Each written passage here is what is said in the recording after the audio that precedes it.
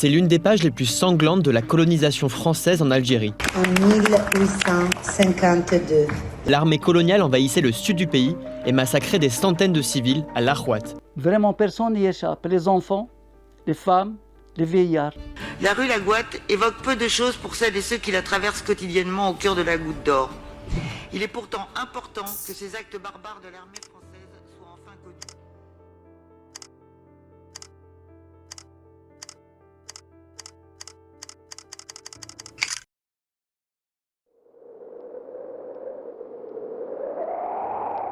A few days ago, on December 4, 2024, a commemorative plaque was unveiled on a street in Paris named Laghouat. The plaque acknowledges the crimes committed by the French army during its conquest of Algeria. But why does a street in Paris bear the name of a little-known city in the heart of the North African desert? You've likely heard of the Holocaust during World War II and may now be witnessing in real time what the International Court of Justice has called a plausible genocide in Gaza. But have you ever heard of the Laghouat genocide, often considered the first Holocaust of indigenous people in the history of Western colonialism? It's a story that deserves to be told. Let me put this into perspective.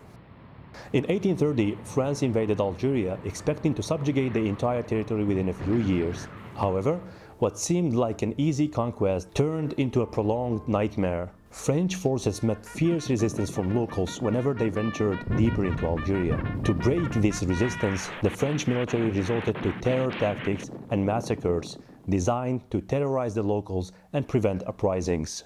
As a result, thousands of tribe people were butchered near Algiers.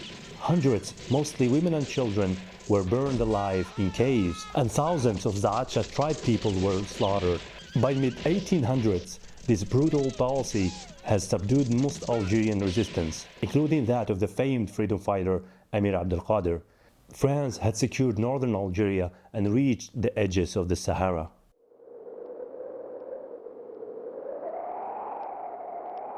In the heart of the Algerian steppe, among scattered oases, the city of Laghouat emerged as a vital commercial hub with sub-Saharan Africa and a symbol of defiance. Facing one of the fiercest rebellions yet, France dispatched its most ruthless officers, General Pélissier, Colonel Trumley, Colonel Pin, and Joseph Vantini, aka Yusuf. Under Pélissier's command, the mastermind and perpetrator of many previous massacres, three armies totaling over 6,000 soldiers converged in Laghouat to crush its 4,500 civilian inhabitants. This would not be a conventional battle, but a calculated massacre. On December 3, 1852, the French began their assault. By December 4, after breaching the city walls with artillery, soldiers stormed in, killing indiscriminately men, women, and children alike. What set the Laghouat massacre apart was the use of chemical weapons. French forces deployed chloroform gas, suffocating the city's inhabitants and turning them into helpless targets. Colonel Trumley described the scene as a horrible carnage. Within days, over 3,000 civilians, nearly two-thirds of Laghouat's population, were annihilated. Soldiers showed no mercy. Eyewitnesses' accounts describe streets, squares, and homes filled with corpses. One eyewitness noted that soldiers, enraged by sniper fire, indiscriminately bayoneted anyone they encountered, regardless of age or gender. The aftermath was apocalyptic. French painter Eugène Fromentin, who visited Laghouat about 6 months after the massacre, recounted harrowing descriptions he had heard from eyewitnesses.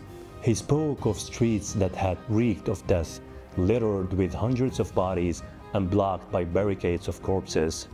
Burials reportedly took days, with bodies dumped into wells along with the bodies of animals, some of which held over 250 corpses. Survivors were tied together and shot, while others were burned or buried alive. Even the city's dogs fled in terror and never returned. In the weeks following the massacre, clouds of crows and vultures appeared from nowhere, circling over the city as if it were a massive grave.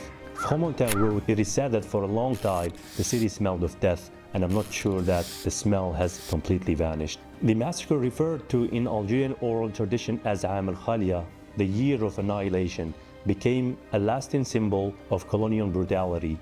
Like the Nazi suppression of Warsaw Uprising in 1944 or the Soviet crackdown in Prague in 1968, the French sought to make an example of Laghouat to deter future uprisings. The unveiling of a commemorative plaque in Paris is an insufficient step toward acknowledging the atrocities of the past. The Laghouat genocide was a crime against humanity, a dark chapter of the history of Western colonialism and a stark reminder of the cost of imperial ambition. Let's not forget the voices of those who perished and the resilience of those who fought against all odds. Thank you for watching, and salam.